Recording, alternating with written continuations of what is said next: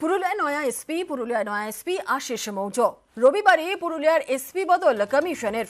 নতুন এসপি আশিস মৌর্য। পুরুলিয়ায় নয়া এসপি আশিস মৌর্য।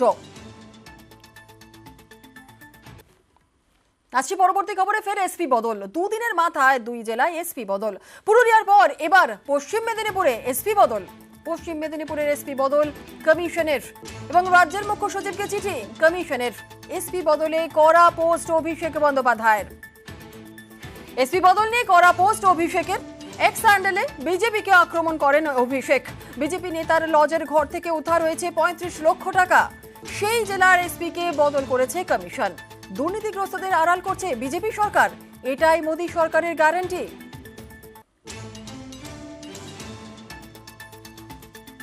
আর অভিষেক যে ঘটনার উল্লেখ করেছে সেটি ঠিক কি? মেদিনীপুরে ভোটের আগে খড়গপুরে টাকার পাহাড়। অগ্নিমিত্রা পলের ঘনিষ্ঠ বিজেপি নেতার কাছ থেকে উদ্ধার হয়েছে ৩১ লক্ষ টাকা। খড়গপুরে একটি লজে ৩০৫ নম্বর রুম থেকে উদ্ধার হয় বিপুল পরিমাণ টাকা। উদ্ধার করে পুলিশ। বিজেপির পাল্টা দাবি, মোদির সভা খরচ মেটাতেই এই টাকার বৈধ নথিপত্র আছে বলে দাবি বিজেপির।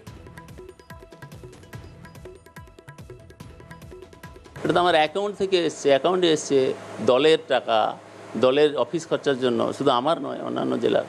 আমার কাছে আছে, ডকুমেন্টস আছে। এটা চক্রান্ত। একটা জেলার র্যালি, এত লোক, তাতে সভাপতির কারণে তৃণমূলের নেতাদের তো মাথায় হয়ে গেছে, তাদের ঘুম টুম ছুটে গেছে সব। তো কী করবে এখন? তারা খোঁজ নিয়ে গেছে যে র্যালির পরে জেলা সভাপতি কোথায় আছে। ঠিক আছে, তো আমাকে বলতে পারতো।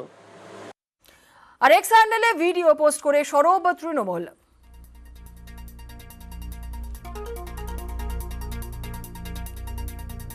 মেদিনীপুরে ভোটের আগে খড়গপুরে টাকার পাহাড়। অগ্নিমিত্রার ঘনিষ্ঠ বিজেপি নেতার কাছে ৩১ লক্ষ টাকা উদ্ধার। এক্স হ্যান্ডেলে ভিডিও পোস্ট করে সরব তৃণমূল কংগ্রেস। আর বিজেপি নেতার ঘর থেকে টাকা উদ্ধারে ইতিমধ্যেই শুরু হয়ে গিয়েছে রাজনৈতিক চর্চা।